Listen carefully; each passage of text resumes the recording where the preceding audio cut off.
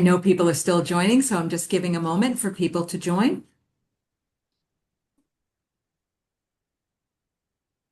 Thank you all for joining us here today. Good morning, good afternoon, and good evening to everyone joining us. On behalf of the International Federation of Reproduction Rights Organizations, IFRRO, it is my great pleasure to welcome you to this side event of MONDIACULT 2025. IFRRO is the leading international organization representing collective management organizations for text and image materials, known as reproduction rights organizations, or RROs, as well as authors and publishers associations in the text and image sectors. With over 160 members across some 90 countries, IFRRO plays a pivotal role in the global copyright and creative ecosystem.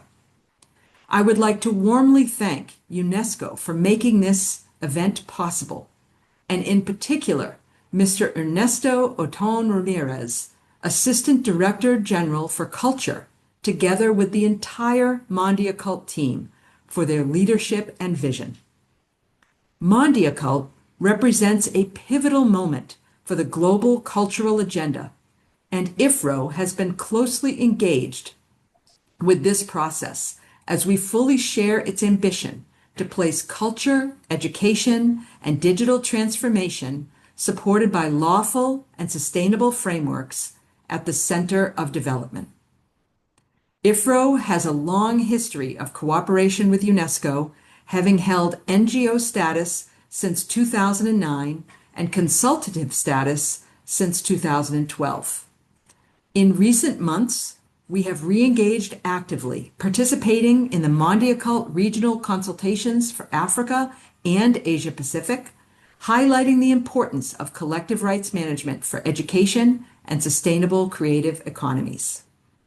A very recent example of our collaboration with UNESCO is the study, The African Book Industry, Trends, Challenges, and Opportunities for Growth.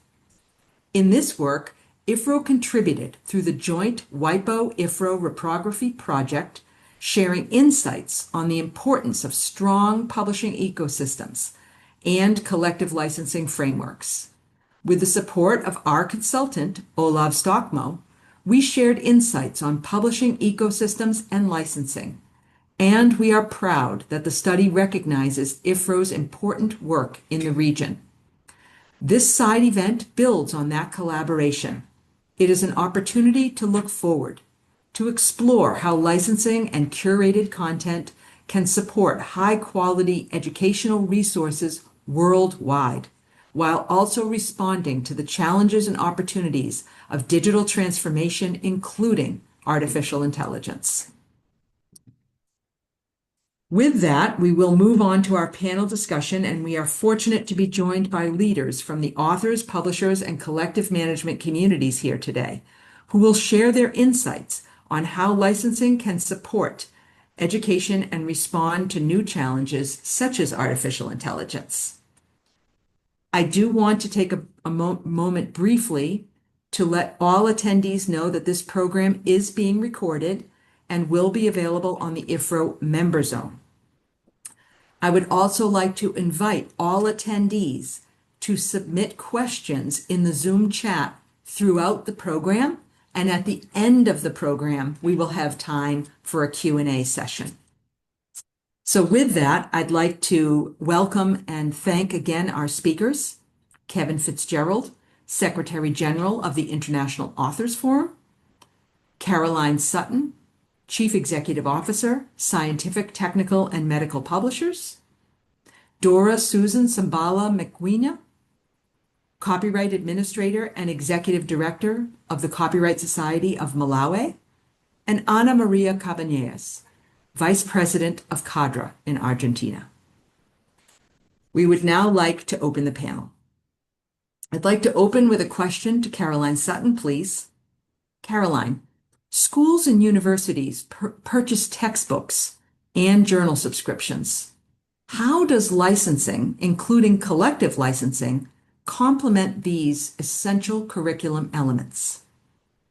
Thank you, Tracy. And just for everyone who might not be aware, so the segment that I'm representing, as you were mentioning, this is about higher education. So again, the textbooks and the academic journal. And so collective licensing is a wonderful complement to where university libraries and research institutions will be building up their core resources. So they'll be purchasing through subscription or online licenses, certain textbooks, certain journals, right? Some of them may have also accessed this through our Research for Life program, which is a collective program collaboration with the World Health Organization. But those core resources are focused on things that the library feels are going to be most used, but we have a very long tail. So for example, imagine if you will that you're an instructor, you want to put together a course packet and you want to pull from multiple sources, and perhaps not all of those sources are things that your library has in their core. So collective licensing provides this opportunity of access to and the use of additional items in that. The collective licenses might also be supportive in terms of there may be additional uses that libraries want to apply. So for example, they might want to be making new accessible formats, maybe in large print, audio, braille, etc. And they can do that without having to go and chase down individual permissions. So really collective licensing is useful for libraries because it makes it much more efficient and more cost effective for them. They don't need to subscribe to everything. They can focus on what is most used, and then they can add things on through collective licensing. For the instructors of courses, it's really useful because they don't have to keep themselves tied to those core resources in the library. But if they find other bits elsewhere, they're able to add that in. And for the publishers, it's useful because we are, as publishers, ensured that we will be remunerated for the use of that content, even outside of the regular subscription or direct licensing channels. So it's really a win-win for everyone. Thank you. Thank you very much, Caroline. Now I'd like to move on to Kevin. Kevin, to state the obvious, which might not be so obvious these days, high quality content is created by human beings. Could you discuss the role authors and creators play in creating educational content, please?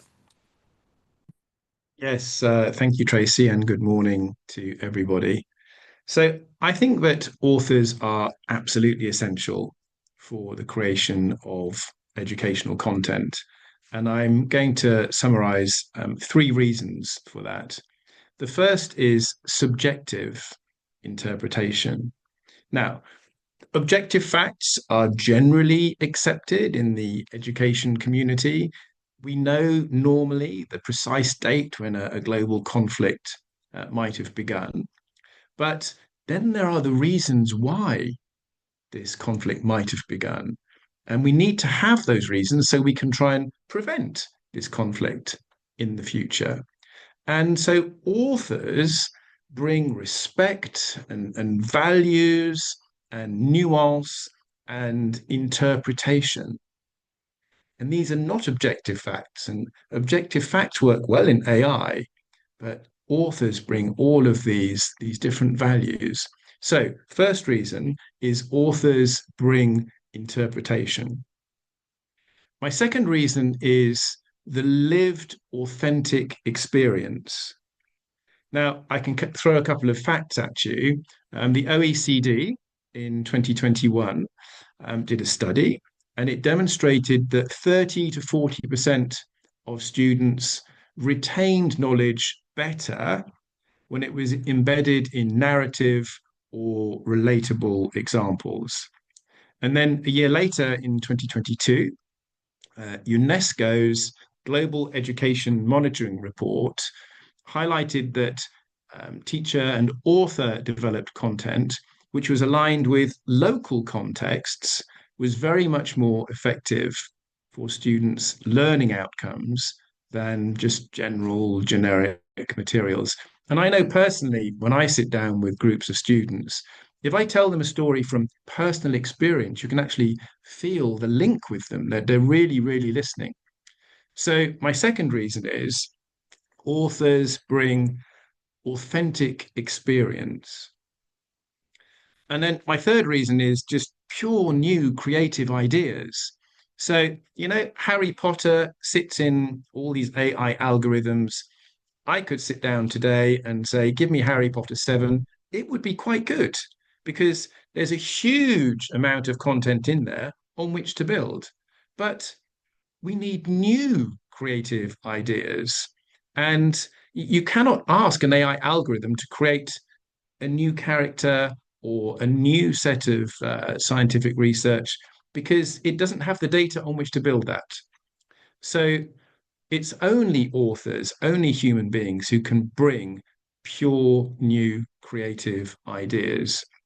So, in summary, although AI is a great tool, which is finding its place in the field of education, it's really only authors who can bring true value to education content because they bring interpretation, authenticity, and pure new creative ideas. Excellent, excellent points. I'd now like to put a question to the entire panel and invite my colleagues to weigh in. The internet relies on content, as Kevin just pointed out in his 3 points. And effective AI systems need to be built on the best available content. Around the world, publishers, creators, and collecting societies make rights for such high-quality content available for these AI systems through licensing. Can you please expand on the role of collective licensing as an enabler of responsible AI systems? And building on what you just said, Kevin, perhaps you'd like to open on this one. Sure. Well, thank you, Tracy. CMOs, frankly, are essential for authors. Um, and why is that? Well, they bring voice and negotiating power because individual authors in these global digital markets, we don't have voice or negotiating power. And that's why we love collective management organizations. They bring us together. Now, it is true that very big publishers can do direct deals, but that leaves out all of the other publishers and it leaves out all of the authors. So, number one, CMOs are essential for authors because they give us voice and negotiating power. Secondly, it is stating the obvious, but it's so important. CMOs provide a practical solution. All of the micropayments, which are currently flowing through reprographic systems, licensing systems, and which we hope to go through AI licenses, would not be possible without the systems of CMOs. So my second reason is CMOs provide a practical solution which would not otherwise be available. And thirdly, and this is almost something I'd like to suggest to collective management organizations, we need to carry the message to AI systems that it's in their interest to set up licenses which include authors in the economic value chain.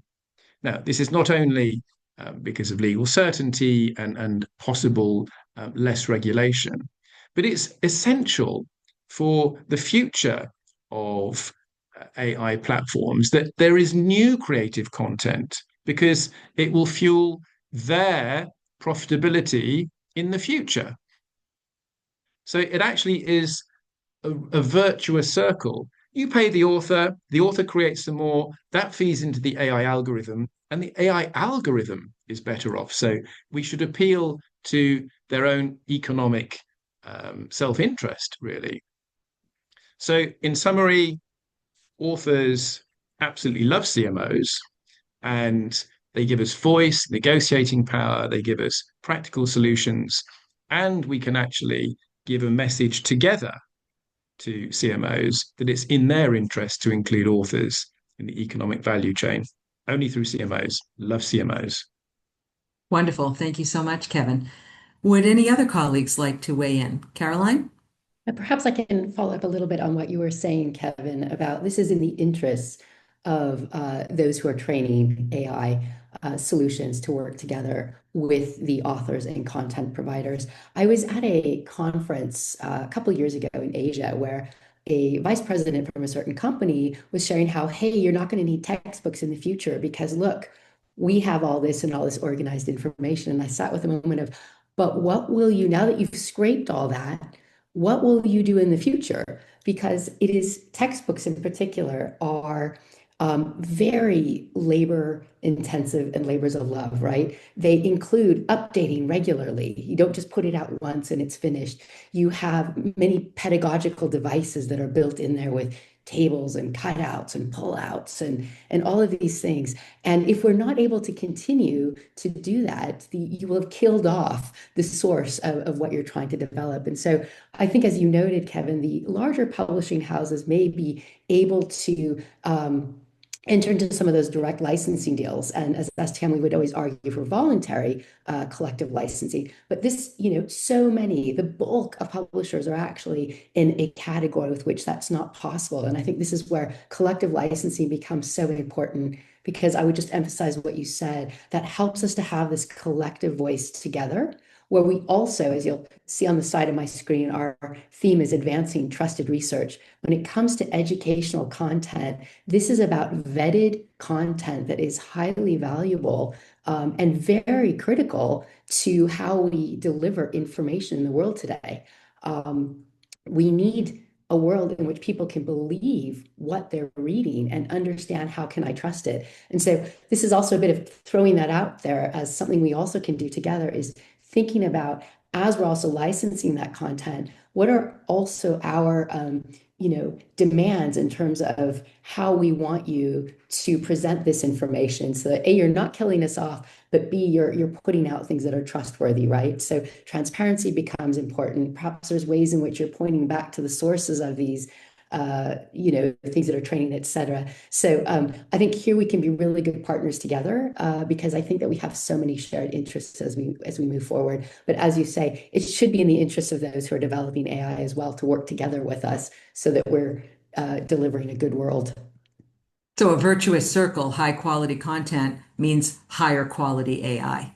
And the internet itself is what I'm hearing is reliant on this high quality content. And we need publishers, creators, and authors in order to have that high quality content. So excellent points.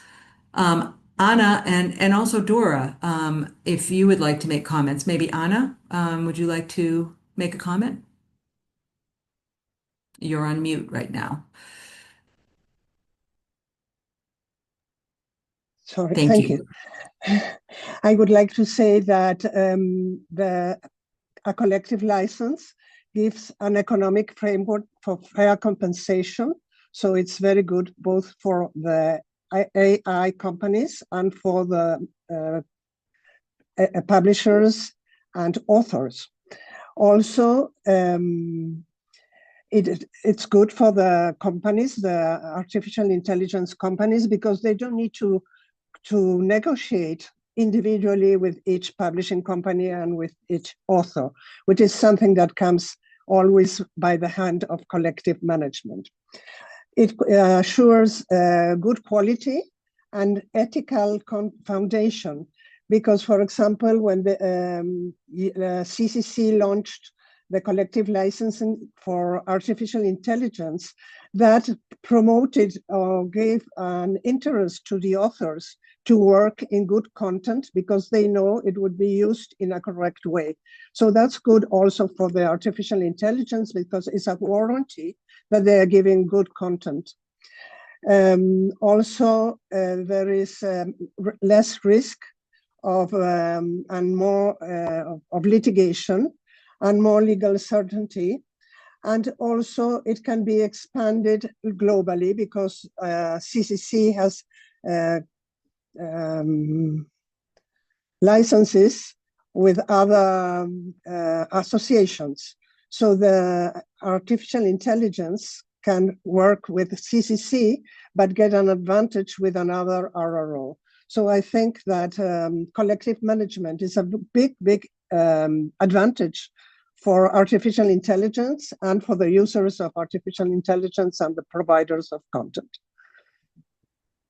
Thank you very much. And Anna's referring to one of the IFRRO members, and there are many IFRRO members working on that type of collective licensing. So thank you for that example, Anna.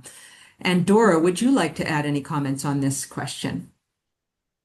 Well, thank you very much, Tracy. And I think a lot has already been said, but perhaps I would just say that with collective licensing and AI, for example, it would improve global interoperability. This is through the reciprocal agreements that are signed between or among RROs worldwide. So collective licensing can enable cross-border access to works for AI training, while ensuring that the royalties flow back to the rights holders in their home countries. So this global multilateralism is vital in a digital borderless AI ecosystem. So I think that's the most important thing, that AI would benefit from the use of copyright works through the collective licensing systems. Yeah, so thank you very much. Well, it's absolutely wonderful to see you again, Dora, after quite a long time of not seeing you. So it's an absolute pleasure to have you here today. Thank you, Trace. I'm just closer to you. Yes. I did want to follow up with a question to you, Dora, specifically to you. And this is, if you could inform us about this, I would be very grateful. That I understand multiple CMOs on the continent of Africa have signed a multi-party reciprocal agreement for the exchange of rights, including rights for educational uses. And it would be super helpful if you could please explain the importance of this agreement and of multilateralism in today's environment. Quite crucial, I think, multilateralism. So we would appreciate your thoughts on that, please. Thank you very much, Tracy, once more. I think I would just want to briefly say that the African Multi-Party Reciprocal Agreement is signed by a number of African CMOs, as you have said. And the thing is that it establishes a single multi-party reciprocal agreement that allows each participating RRO to license not only local works, but also works from other member countries, including educational uses like photocopying, scanning, and digital reproduction, as you'll appreciate. Photocopying is still the core business in Africa. Despite that, we are moving towards the digital reproduction, but mostly schools or educational institutions rely on photocopying as a right way of making available copies to the students. So what we think is that with the AMPRA, in short, it will provide expanded cross-border coverage, like I indicated in my previous statement. The authors and publishers and other rights holders will gain protection across all participating countries. So, for example, if Malawi is to sign or has already signed this AMPRA or multi-party licensing agreement, then it will ensure that the works from Zambia, even works from South Africa, are given the same protection that the works in Malawi are accorded. And also it will simplify licensing for users. So meaning that users will not have to deal with several, the CMO will not have to deal with several users at once. So schools, universities, libraries, government institutions, and businesses often need multi-party or multi-territory access to works. So instead of negotiating separately with each RRO in Africa, they can just rely on a single multilateral framework. And this will create efficiency and lowers transaction costs and encourages lawful use of copyright works. So it will also ensure revenue growth for rights holders, meaning that there would be some works that may not have been benefiting from the royalties before. But this time around, we're thinking that, and we are hoping that the users, or the rights holders rather, will be getting more revenue from where they should not, they previously were not able to get to benefit from.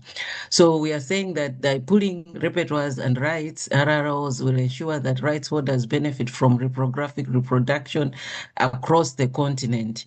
So the system will support fair remuneration and reduce revenue leakage caused by unlicensed copying. And further also that it will strengthen education and access to copyright works. Education institutions will benefit from predictable licensing models that make it easier to access and reproduce materials legally. So the agreement balances access to knowledge with the remuneration of creators, which is vital for Africa's knowledge economy. And then, of course, lastly, the regional cooperation and solidarity. So we're looking at RROs with stronger systems that can support those that are emerging through shared infrastructure, training, and reciprocal agreements. So through this collective approach, we assure that the African CMOs or RROs will strengthen their position in global copyright governance. So I think in brief and in summary, that's what I can say about the African Multi-Party or territorism or multi-party agreement is supposed to achieve in that order. Thank you, Wonderful. Tracy. And thank you, Dora. And just to clarify for all of our listeners, we're talking about Ghana, Botswana, Malawi, South Africa, Nigeria, Cameroon, Uganda, and Zambia. Am I correct, or am I missing any? Yes, you are correct, Tracy. I think for now, those are the RROs that are there, but more will still be joining. Yes. Yes. So for Yes, any the ones listeners that who have are signed. Yes. Yes, and so for any listeners who are stakeholders in other countries, that I'm sure that there's a welcome opportunity for dialogue. Yes, So yes. wonderful. That's Thank super you. helpful. Anna, I do have a question for you, but before I go to that question, would you like to make an intervention on the importance of multilateralism here, or go with the question? I could talk a little bit about CARROSA, which is a multilateral project that takes place in the Caribbean area. CARROSA is run by Jamaica's IFRRO, and it includes all the islands where there are universities, because not all the islands have universities. And the idea is to have one license for all these universities in order to simplify the method. It's a very interesting project, but it's not applicable to many regions because, for example, we try to apply that in Central America, but in the Caribbean, there is one university that's in all the islands, in all the countries, while in Central America, there are many universities in each country, so one license would not be applicable. That's very helpful. Yep, very helpful. Yeah. So can I build on that a little bit to talk about the research that IFRRO recently commissioned on collective management in Latin America, where you are steeped in your expertise. This, I understand, this research highlighted the important regional dynamics, some of which you're just highlighting in the CARROSA example, and the link between strong collective management and access to cultural and educational content. Ana Maria, how can this connection be strengthened to benefit both rights holders and the educational community, please? Yes, as you say, Fernando Zapata did a very interesting study in all Latin America, not the Caribbean area, only Latin America. And the problem with the licenses in educational and business environments is that he found out that not all the organizations do the task in the same way. Some of them don't pay much attention to the educational licensing. Most of the licensing is done in the public schools, and some of the organizations do licensing in the universities and have licenses, digital licenses. So there is a need to grow this system and have more licenses everywhere, since education, it's very important that the education uses books, but in the practice, they use books, but they also use photocopies or digital content. There is also a need to have a better structure in the organizations and to have better IT programs, which are very expensive. And I was also thinking when we talk about multiple solutions, that it would be very good if we could, and I'm trying to do that with the help of CEDRO, if we could have IT tools that could be used in all of the Latin American associations, because our programs are very poor. For example, the only organization that you can license through the web, a university can get a license or a school can get a license through the web, is CDR, that's the organization from Colombia. The other ones, we don't have a good IT program, and helping the organizations would be very good, both for users and for the public in general, and the associates, naturally. So there is a lot of room to work in Latin America in new mechanisms in copyright laws also, that will bring the region into line with what is happening in other continents and countries.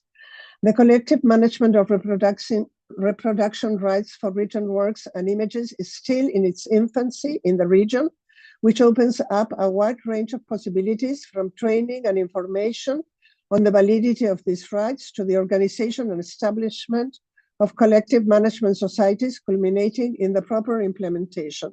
Because we don't have many RROs in Latin America, we are working a lot from IFRRO and from other associations to have more RROs, but it's not an easy job. So it's a very big work that we are doing on that area.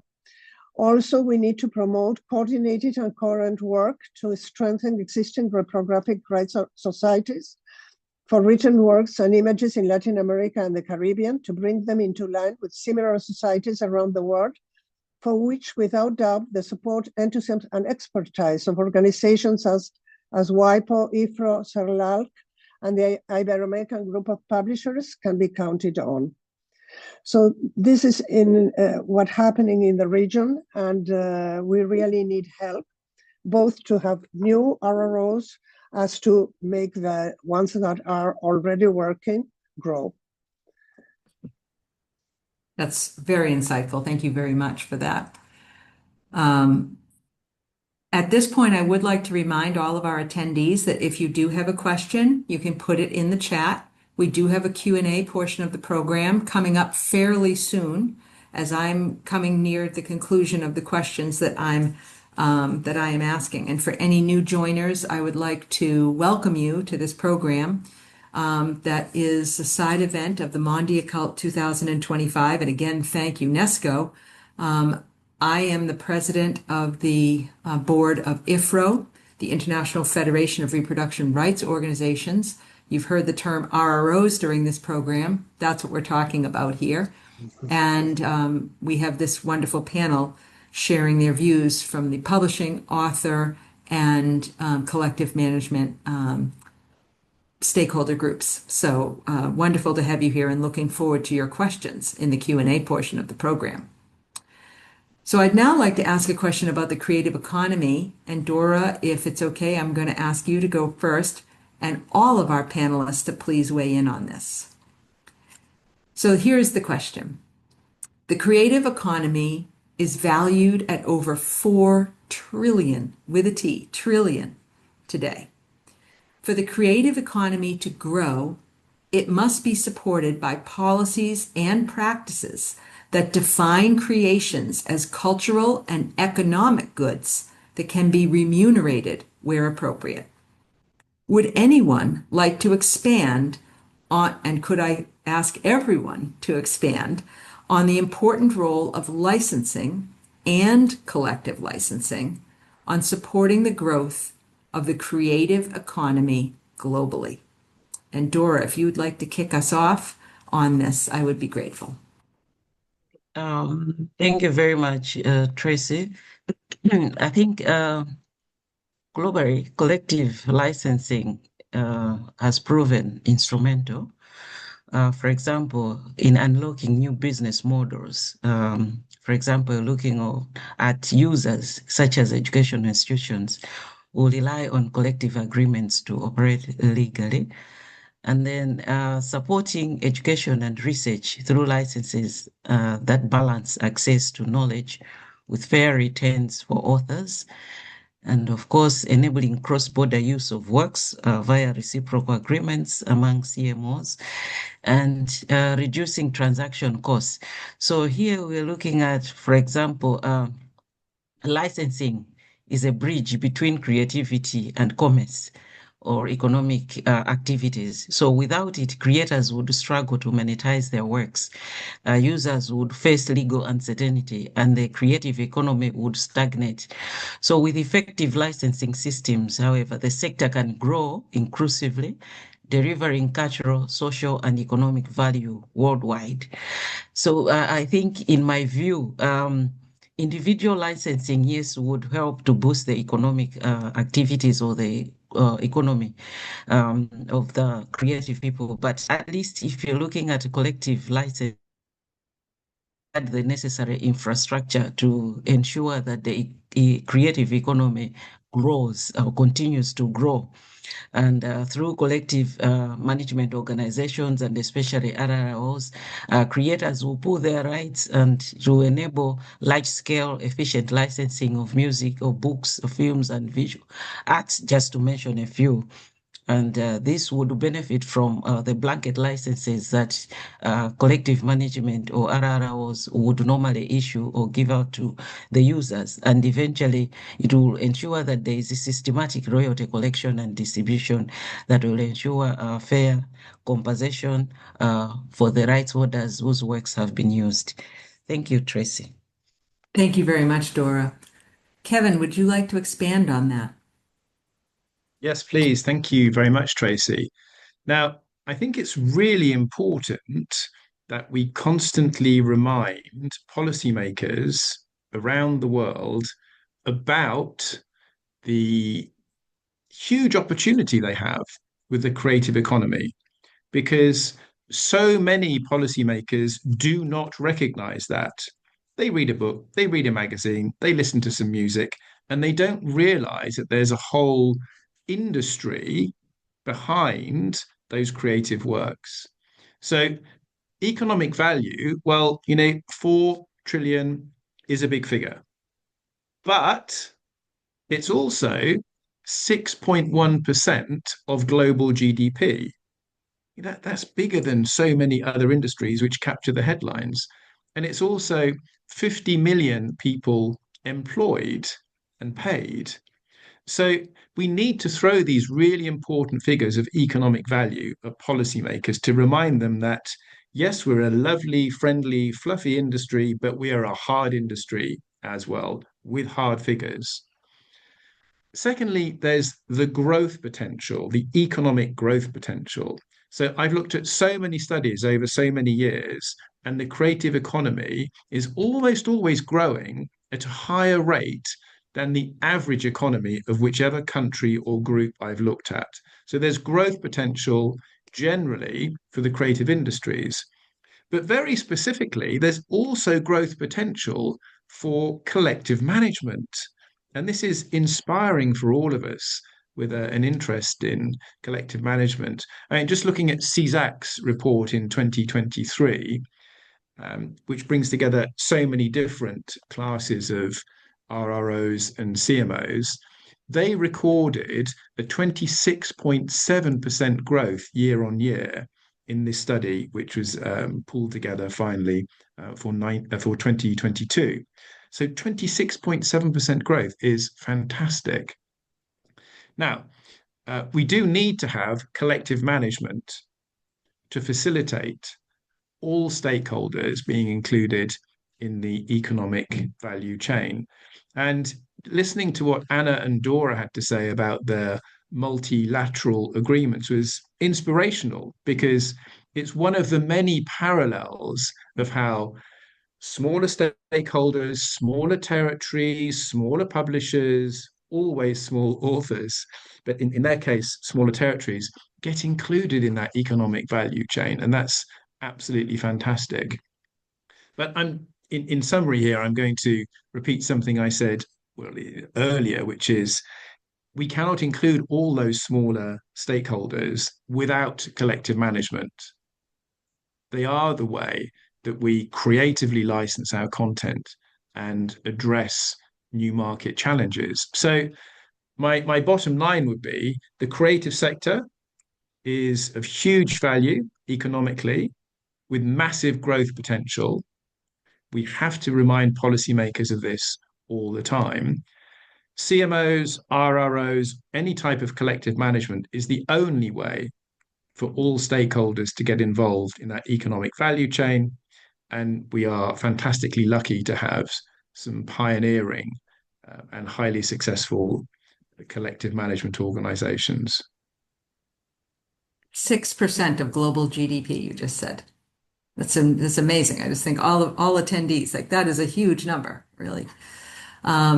Caroline, would you like to add a few thoughts? Yeah, please. I'd like to bring in technology and just thinking about how that is going to give us more opportunities and why, combined with that, we do need collective management. So certainly in the space that I work in, so in the research outputs that are published, it tends to be English language content that is driving the conversation on what is the scientific agenda, right? But I think that we're seeing more and more tools that are going to provide, and we're already seeing this, of how we can therefore translate, and I mean by language, translate content from one language to another. This is improving day on day.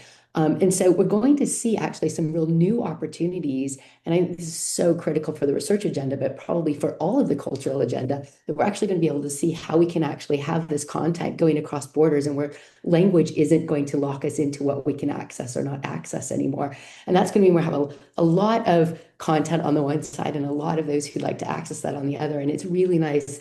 I think that's where ROs help us to organize that market and connecting those who want to get a hold of this content with those who can provide it. So I think we're going to see that helping to drive some of the expansion. And then going back to the AI question, I think this is another example of that, where we tend to think, when we think AI, we tend to think about, the big large language models we have today of Claude and Anthropic and ChatGPT. But what we're going to be seeing is much more of these more specialized AI tools in our sectors of education and in research. And again, we'll probably see a lot of those emerging on the one side, and we've got many, many deliverers of that content on the other.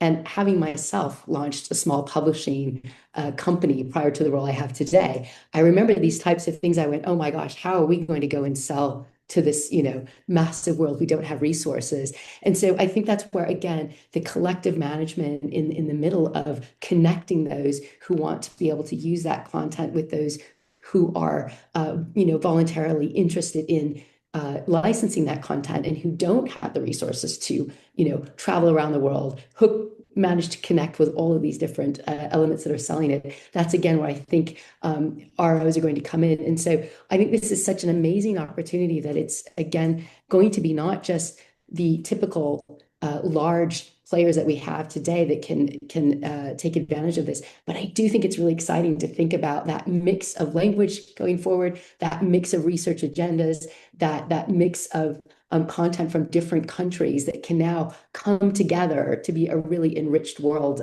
in this educational and research space. And I think that ROs are going to be a really important part of helping us grow that economy, actually. So thank you. I think what I take away from, and we still have Anna to hear from, but what I'm taking away here is it's on all of us to make sure that the options of licensing are available for authors, creators, and publishers, and that collective is one of those important options in the puzzle piece of licensing globally. In the patchwork quilt, there's lots of options: direct licensing, collective licensing, and it's important to make those options available. Is what I'm hearing from you, Caroline, and from all of the speakers. So I think that's just a very important point. And so thank you for that.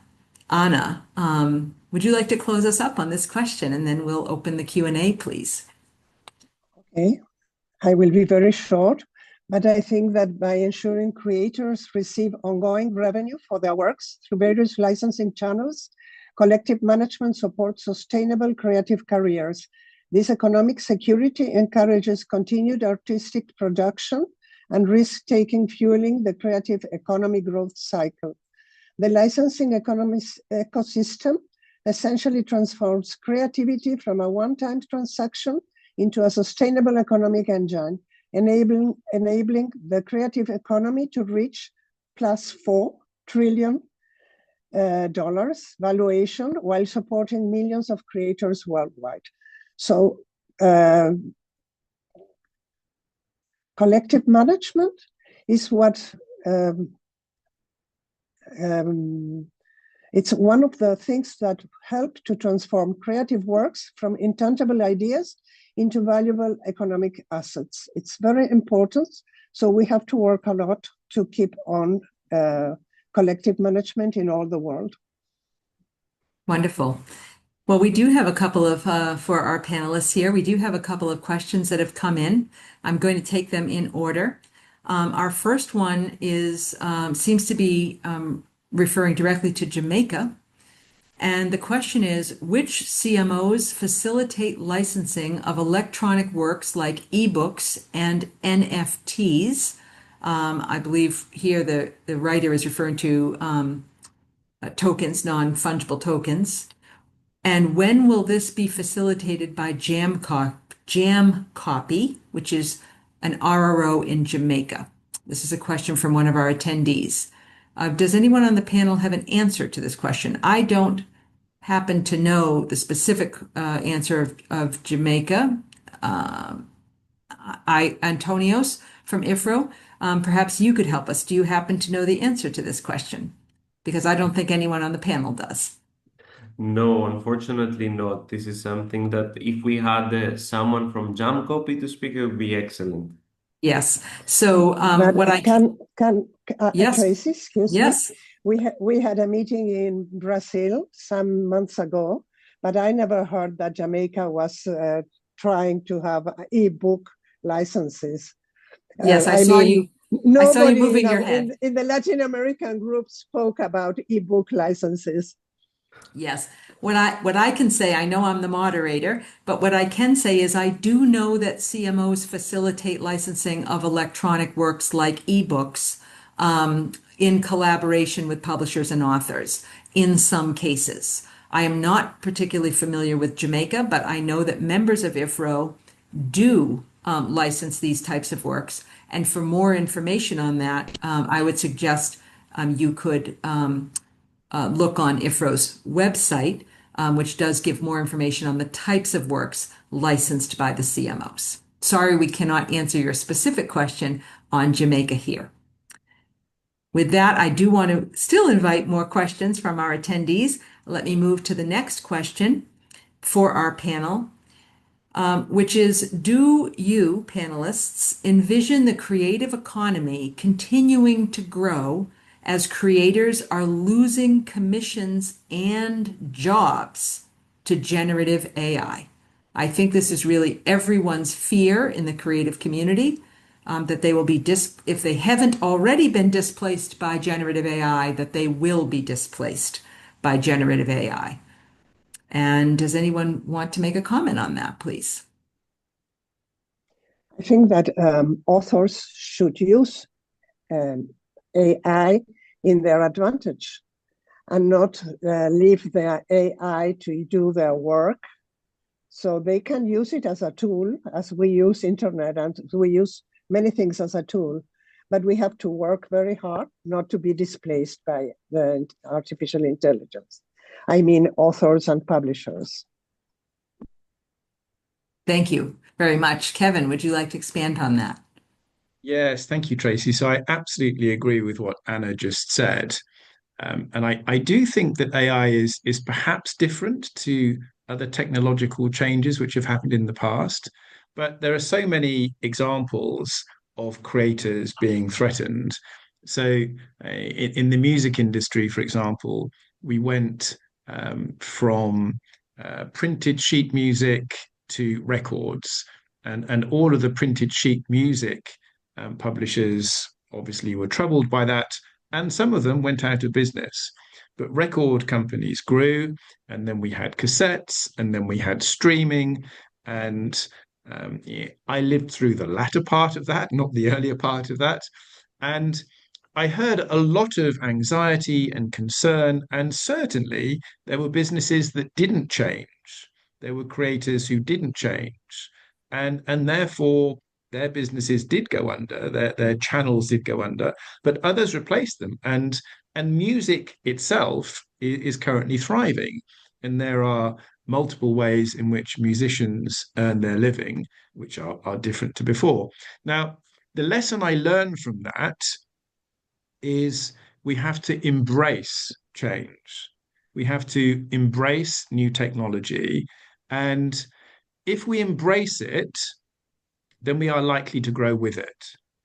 If we do not embrace it, whatever we're doing is likely to slowly evaporate. Now, I absolutely firmly believe that music and writing and creativity in general is so much part of the human persona, the human psyche, that we will continue to create, we will continue to innovate, and we just have to figure out how we embrace the changes, and then creativity will grow, and the economic output of that creativity will also find ways of growing. Thank you very much. Dora, looks like you also have a comment, please. Yes, Tracy. I want to add on to what Anna Maria and Kevin have said. In my thinking, I think the creative economy has always adapted to technological disruptions. And what it means now is that it may not shrink as a creative economy, but overall the jobs may shift, and this will require reskilling, and of course there will be new protections that will be given to the creative economy.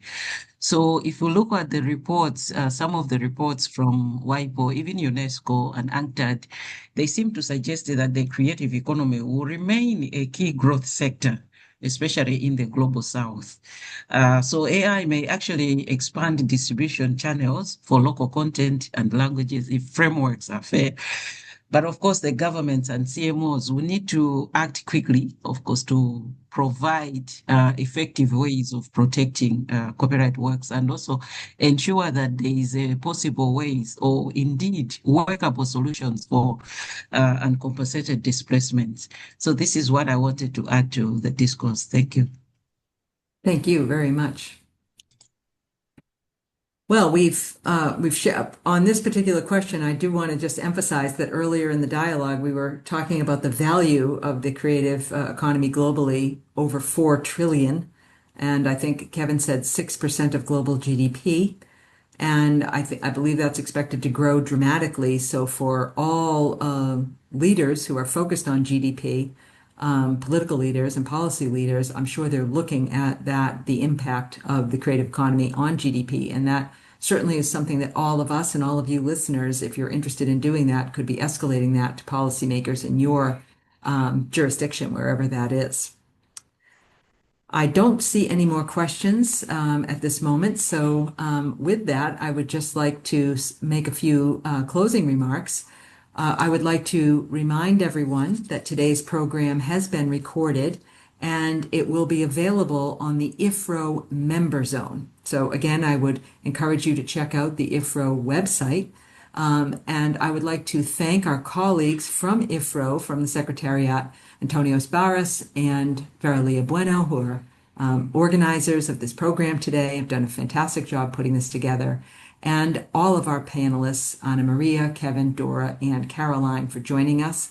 Again, I'm Tracy Armstrong, president of the IFRRO Board of Directors, and IFRRO is extremely grateful to UNESCO and celebrating MONDIACULT 2025, and honored to be able to produce this side event program today, and grateful to all of you attendees for joining us.